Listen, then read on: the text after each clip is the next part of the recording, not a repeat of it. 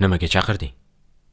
Haligi Akbar akani oldida biroz o'tirib turing. Tinchlikmi nimaga? Yana tobi qochdimi? Yo'q, yaxshili. Faqat xonadan chiqmasliklari kerak. Sabab? Dadam hali ketmabdilar. Buni ustiga oyim ham kelganlar. Sen nima qilmoqchisan? Bilmadim. Oldin shu vaziyatni bilingchi. To'xta. Sen uyingga qaytasanmi? Ketaymi? Yo, ketmaganim ma'qul.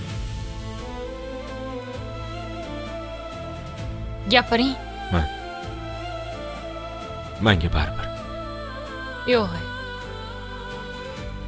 Negadir ko'zlaringizdan hech ham o'xshamayapti.